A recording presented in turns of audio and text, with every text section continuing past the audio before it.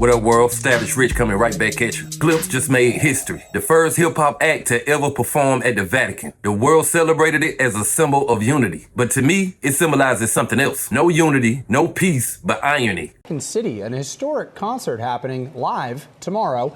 And James Longman is in Vatican City with a preview. James, good morning to you. Hi, Will. Yeah, a different kind of history is about to be made here at Vatican City with a first-of-its-kind concert right down there in St. Peter's Square, right outside the Vatican. You can see all the chairs lined up. We've got a pretty great view up here. Global superstars are going to be taking the stage. Pharrell Williams, Jennifer Hudson, Andrea Bocelli. I think it's fair to say this American Pope really does have rock star appeal. It is actually Pope Leo's birthday on Sunday, so we'll see if he makes an appearance. Alongside the music, there's going to be an incredible light and sound show. Going to have something like 3,000 drones above the Vatican, making images of the Sistine Chapel. So I think just about everybody in Rome is going to be able to see this.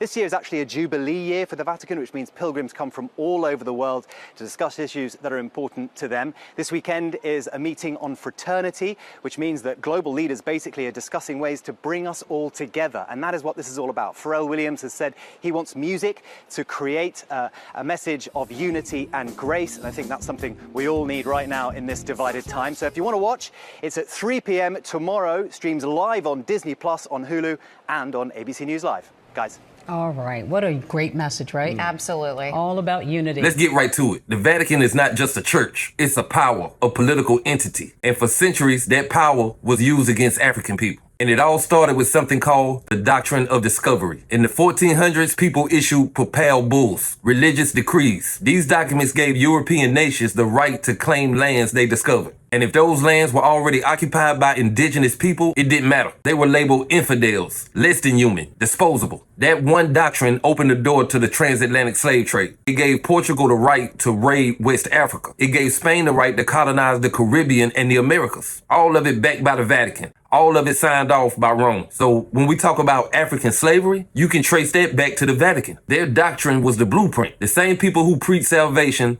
authorized our enslavement. The same cross that represents love was used to justify our chains. Now, fast forward to 2025. Pusha T and Malice standing on that stage. Hip-hop, a culture born from black pain, black struggle, black survival, being celebrated at the Vatican. The same Vatican that once dehumanized our ancestors. Think about it. It's powerful, but it's also painful. People are calling this unity. They're calling it progress. But if the Vatican really wanted unity, they would publicly repudiate the doctrine of discovery. If they really wanted peace, they would apologize to African people for their role in slavery. If they really wanted justice, they would open the vaults, open the archives, and give back what was stolen. So what's the lesson for us? It's this. Symbols are not enough. Seeing hip-hop on stage feels good, but feelings don't erase history. Until the Vatican owns up to its past, it can't claim unity. They can't claim peace. So yeah, Clipse made history, but the real history is still buried. Black people deserve to know the truth, because the Vatican is not just a place of worship. It's an institution that shaped our suffering. And until that's acknowledged, unity will always be an illusion. But hey, that's just my opinion. What's yours?